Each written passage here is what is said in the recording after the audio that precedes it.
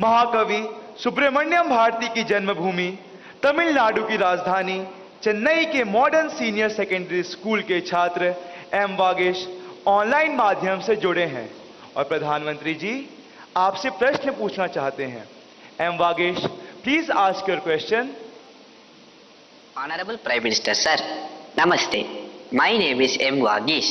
I am student of Modern Senior Secondary School, Nanganallur, Chennai. My question is, how do you handle stress and pressure in the super strong position as a Prime Minister? What is your key factor of controlling stress? Thank you. आप भी बनना चाहते हैं क्या? तैयारी कर रहे हो क्या? धन्यवाद एम वागेश। आज की इस परिचर्चा का अंतिम प्रश्न देवभूमि उत्तराखंड जो अपनी प्राकृतिक सुषमा के लिए प्रसिद्ध है, उधम सिंह नगर स्थित डायनेस्टी मॉडर्न गुरुकुल एकेडमी की छात्रा स्नेहा त्यागी ऑनलाइन माध्यम से जुड़ी हैं और प्रधानमंत्री जी से प्रश्न पूछना चाहती हैं। स्नेहा, कृपया अपना प्रश्न पूछिए। दिव्य है, अतुल्य है, अदम्य साहस का परिचय है आप। युगों युगों के निर्माता, अद्भुत भारत का भविष्य है आप। देवभूमि उत्तराखंड से आदरणीय प्रधानमंत्री मोदी जी को मेरा चरण स्पर्श प्रणाम। मेरा नाम स्नेहा त्यागी है। मैं डायनेस्टी मॉडर्न गुरुकुल अकादमी चिंकी फार्म खटीमा उधम सिंह नगर की कक्षा 7 की छात्रा हूँ। आदरणीय प्रधानमंत्री जी से मेरा प्रश्न है कि हम आपकी तरह सकारात्मक कैसे हो सकते हैं। धन्यवाद श्रीमान। थैंक्स स्नेहा। प्रधानमंत्री जी, आप अपने बिजी लाइफ में प्रेशर को कैसे हैंडल करते हैं और इतना प्रेशर होने पर भी हमेशा सकारात्मक कैसे रह पाते हैं? आप यह सब कैसे कर पाते हैं? कृपया अपनी सकारात्मक ऊर्जा का रहस्य हमसे साझा करें। प्रधानमंत्री जी।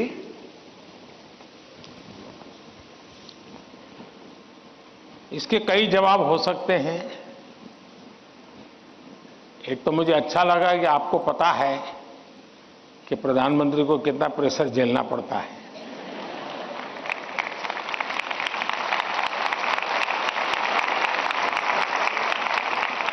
वरना आपको तो लगता होगा हवाई जहाज है, हेलीकॉप्टर है, उनको क्या है, यहां से यहां जाना है, यही करना है। लेकिन आपको पता है कि भांति भांति ये सुबह शाम, दरअसल हरेक के जीवन में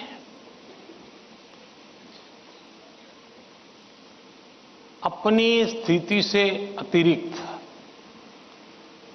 ऐसी बहुत सी चीजें होती हैं जिसको उसे मैनेज करना पड़ता है। जो उसने सोचा नहीं वैसी चीजें व्यक्तिगत जीवन में भी आ जाती है, परिवार जीवन में आ जाती है और फिर उसे भी संभालना पड़ता है। अब एक नेचर ऐसा होता है कि भाई बहुत बड़ी आंधी आई है, चलो कुछ पल बैठ जाएं, निकल जाने दो। कुछ संकट आया है, नीची मुंडी करो यार, समय जाएगा। शायद ऐसे लोग जीवन में कुछ अचीव नहीं कर सकते।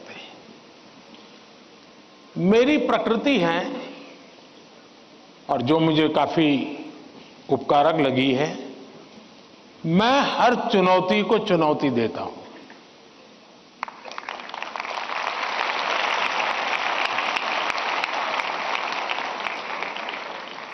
चुनौती जाएगी, स्थितियां सुधर जाएगी, इसकी प्रतीक्षा करते हुए मैं सोया नहीं रहता हूं और उसके कारण मुझे नया नया सीखने को मिलता है। हर परिस्थिति को हैंडल करने का नया तरीका, नए प्रयोग, नई स्ट्रेटजी, ये इवॉल्व करने का सहज मेरी विधा, मेरा अपना विकास होता जाता है। दूसरा, मेरे भीतर एक बहुत बड़ा कॉन्फिडेंस है। मैं हमेशा मानता हूं कि कुछ भी है 140 करोड़ देशवासी मेरे साथ हैं।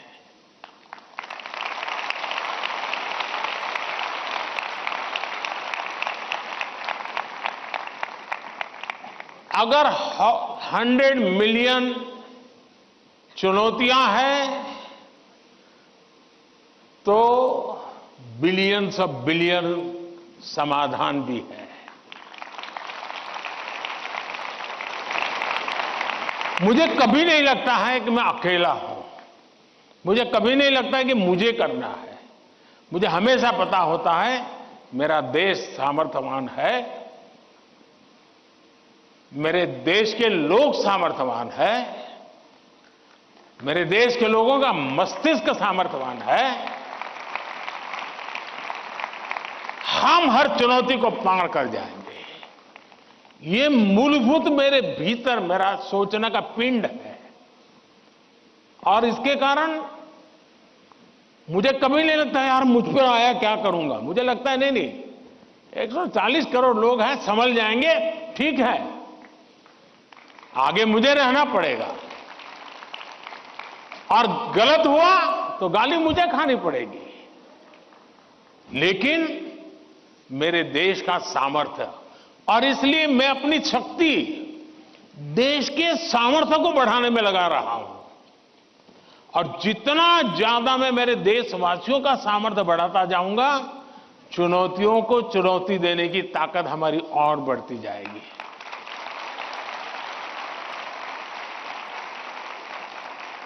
अब हिंदुस्तान की हर सरकार को गरीबी के संकट से जूझना पड़ा है। हमारे देश में संकट है ही है, लेकिन मैं डर करके बैठ नहीं गया। मैंने उसका रास्ता खोजा और मैंने कहा, सोचा कि सरकार होती कौन है जो गरीबी हटाएगी। गरीबी तो तब हटेगी जब मेरा हर गरीब तय करेगा कि अब मुझे गरीबी को परास्त करना है। अब वो सपने ही देखेगा तो होगा कि नहीं होगा। तो मेरी जिम्मेवारी बनती है कि मैं उसके सपने को पूरा करने के लिए सामर्थ्यवान बनाऊं, उसको पक्का घर दे दूं, उसको टॉयलेट दे दूं, उसको शिक्षा की व्यवस्था दे दूं, उसको आयुष्मान योजना का लाभ दे दूं, उसके घर से नल पहुंचा दूं। अगर मैं ये चीजों से जो उसको रोजमर्रा की जिंदगी से उसको जूझना पड़ता है, अगर मैं उससे उसको मुक्ति दिला देता हूं, उसको एम्पावर करता जाता हूं, तो वो भी मानेगा अब गरीबी गई, अब मैं उसको मारूंगा। और आप देखिए, इस मेरे 10 साल के कार्यकाल में देश में 25 करोड़ लोग गरीबी से बाहर आए हैं। अब यही चीज और लोग भी तो जैसे बिताया मैं भी बिता देता। और इसलिए मेरी कोशिश रहती है कि हम देश की शक्ति पर, देश के संसाधनों पर भरोसा करें।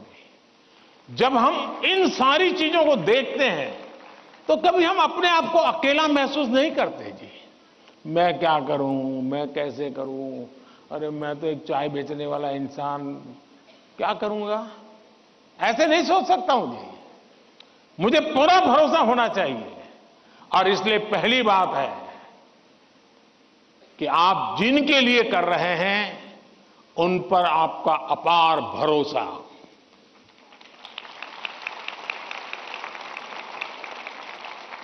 दूसरा, आपके पास निरक्षीर का विवेक चाहिए। कौन सा सही है, कौन सा गलत है, कौन सा आज जरूरी है, कौन सा अभी नहीं, बाद में देखेंगे।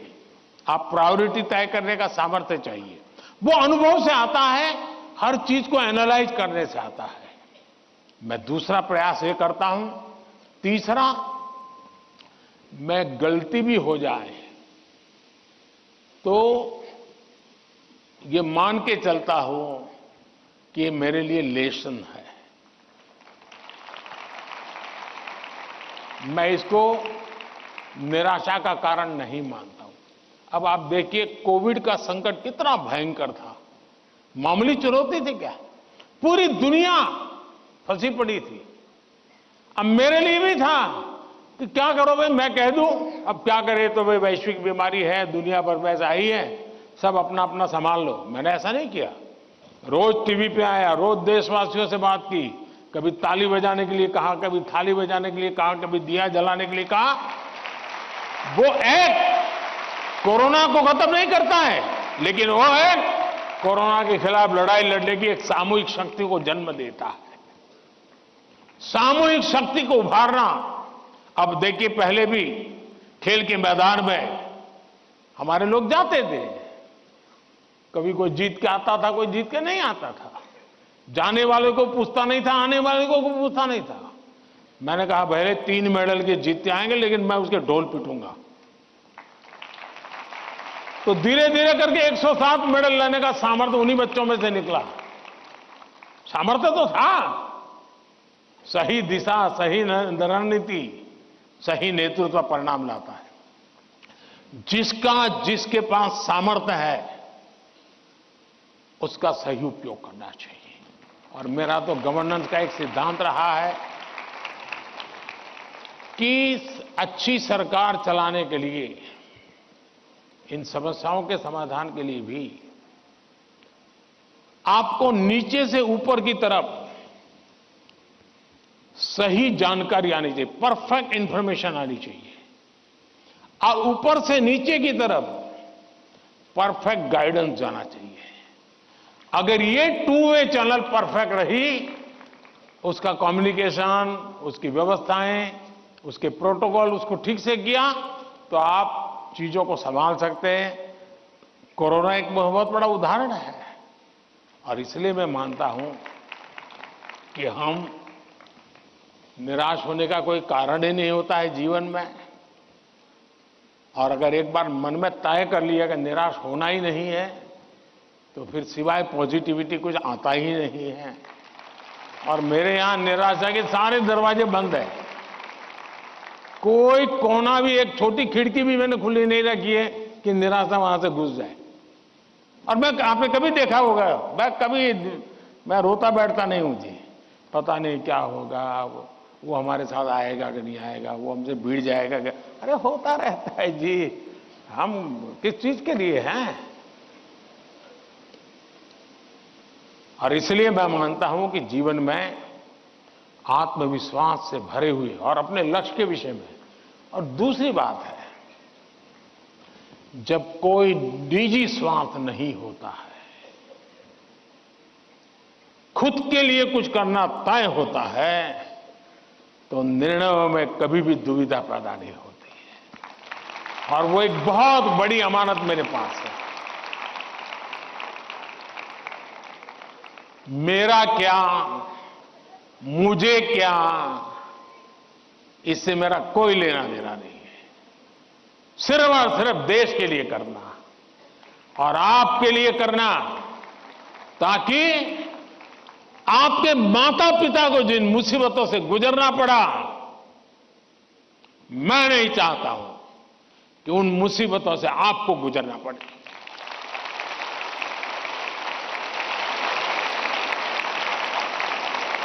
हमें ऐसा देश बना करके देना है दोस्तों, ताकि आपके भावी पीढ़ी को भी, आपके संतानों को भी लगे कि हम ऐसे देश के अंदर और पूरी तरह खिल सकते हैं, अपना सामर्थ्य दिखा सकते हैं।